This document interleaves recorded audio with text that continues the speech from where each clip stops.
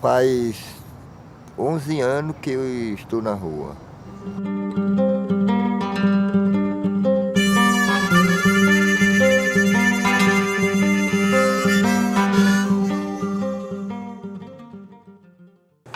Meu Deus, é isso aqui, ó. É o que eu estou sentindo agora.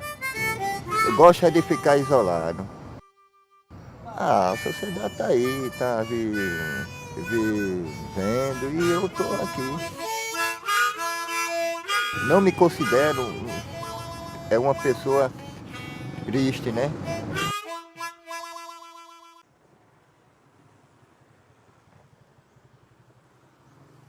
Ser invisível é não existir.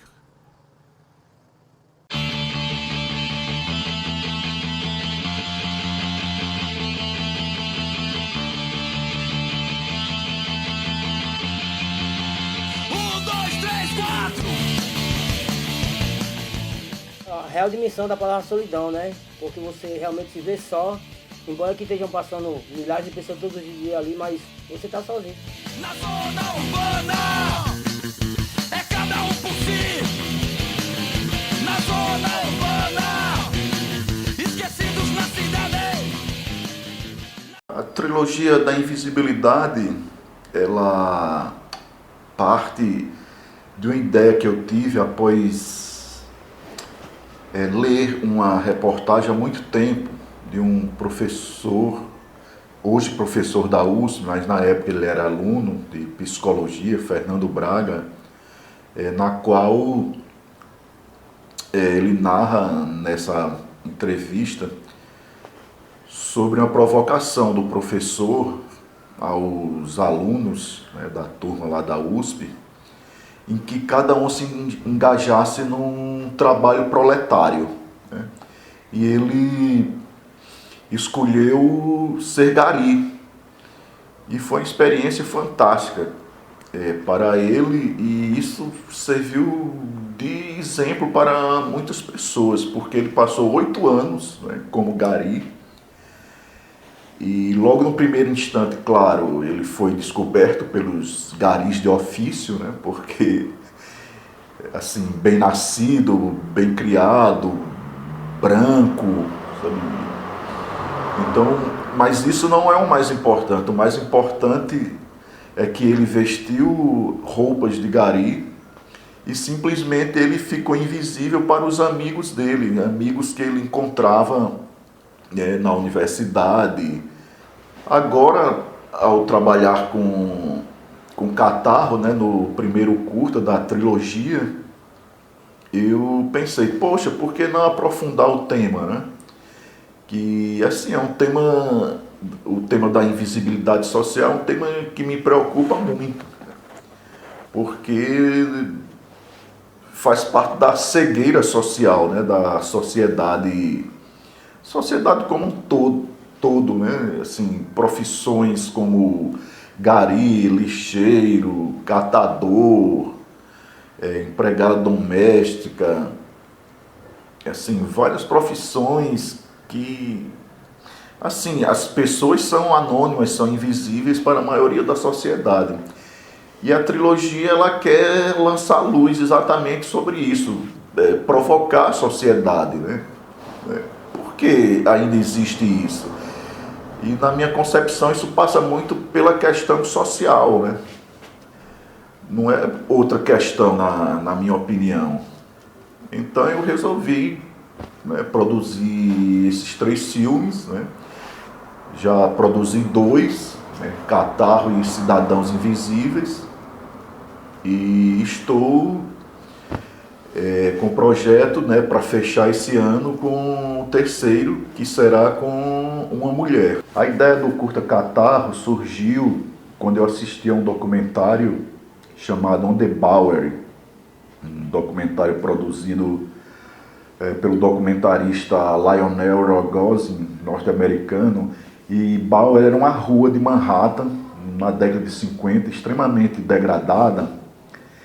E esse documentarista, ele passou 3 meses pesquisando, né, os personagens, né, que habitavam a rua. E uma pessoa sugere, rapaz, vá para o albergue, aqui tem um albergue, né? um albergue, acho que de uma ONG religiosa na época. E ele foi para o albergue e não se adaptou ao albergue, porque assim, tinha que passar por um teste de fogo. A primeira noite ele dormiu no chão, né? Só ofereceram o jornal e à medida que você conquistasse a confiança, né, do albergue, você ganharia mais tarde um cômodo no primeiro andar. Só que ele não resistiu nem a primeira noite, né? Caiu fora e essa ideia do albergue ficou em mim, né? E aí eu conversando com uma amiga minha, ela falou: eu tenho uma senhorinha conhecida que frequenta o albergue municipal aqui na Cidade Alta. Aí a luz acendeu. Caramba, isso pode dar um doc muito massa, né? Aí eu convidei na época Alex Regis, né, fotógrafo, e Camila Natasha, produtora, e nós fomos lá no albergue municipal, conversamos com o coordenador, e a ideia era pensar 3 personagens do albergue para eles contarem a história de vida deles, né? E por contingências de produção acabou que não deu certo. Aí eu lembrei de Catarro, né? Catarro sempre militou aqui no centro histórico, na Cidade Alta, e ele, né, pertenceu ao movimento punk, foi artesão, artista plástico, uma figura muito conhecida aqui no centro, e é uma pessoa em situação de rua. E aí eu convidei para ele contar a história dele, cara, que é muito interessante, né? O segundo doc da trilogia, Os Cidadãos Invisíveis, eu reforço, né, e aprofundo essa questão da invisibilidade social, mas não necessariamente com pessoas em situação de rua. Eu já busquei mais, né, pessoas, essa questão mesmo social, né, de pessoas da invisibilidade social. E aí convidei Marimbondo, que é um personagem muito forte aqui na Cidade Alta, no centro histórico, muito conhecido ali na região da prefeitura. Só que ele deletou o passado dele, então eu tive que narrar, né, fazer a narração um pouco da história de Marimbondo. E depois convidei Alisson, que é um ex-morador de rua e agora sapateiro, né, e capoeirista, né, para compor. E o terceiro personagem é o catador Ícaro, que mora no Paço da Pátria. E assim, o que eles têm em comum são pessoas que moram ou militam ou trabalham aqui no centro histórico, né?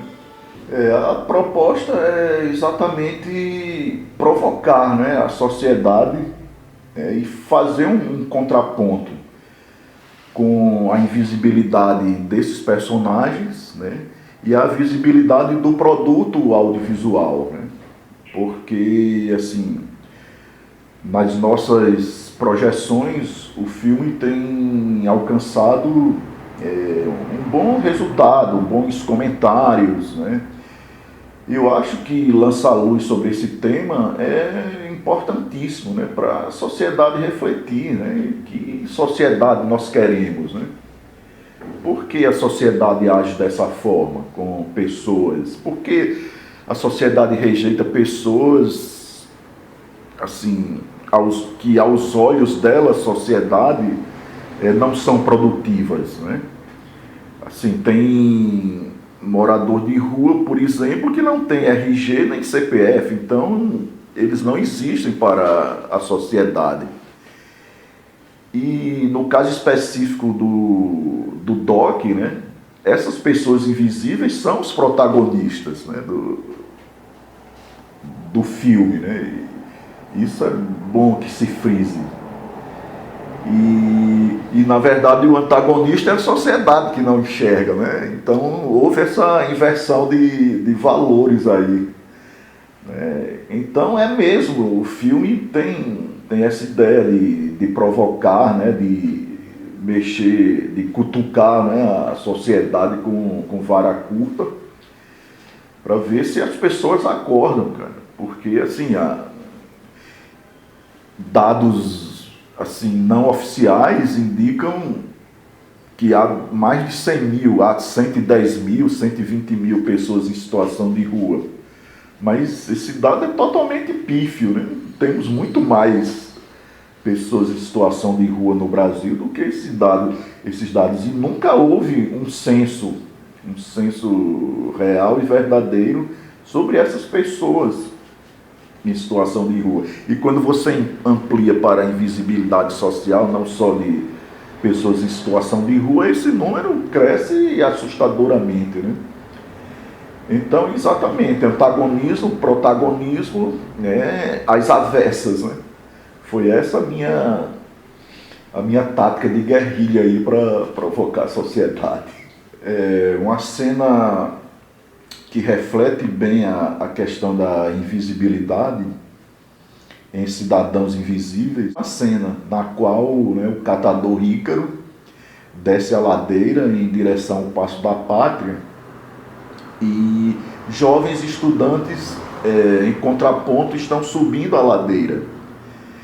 E eles observam a equipe que está filmando o Ícaro, mas não observam o Ícaro, porque na ideia deles, jamais uma equipe de audiovisual ou de qualquer outra natureza iria filmar um catador. Então Ícaro passa por eles e os jovens o ignoram totalmente. Só que nós não estávamos filmando o Rio Potengi, por exemplo, né? Estávamos filmando o catador que estava descendo a rua. E então essa cena, para mim, ela resume o filme, né? Resume a proposta do filme. A opção pelo preto e branco foi uma questão estético-ideológica para mim, né? Porque eu não vejo cores na vida dessas pessoas invisíveis para a sociedade, né? E tem uma coisa, o preto e branco ele passa o real da situação, né?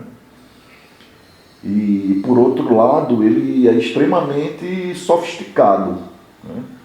Então basicamente essa foi a minha concepção e a minha opção pelo preto e branco.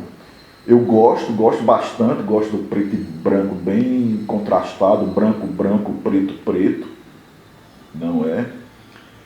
Eu acho que eu acertei neste quesito, porque acho que a fotografia ela ressaltou muito mais a realidade, né, dessas pessoas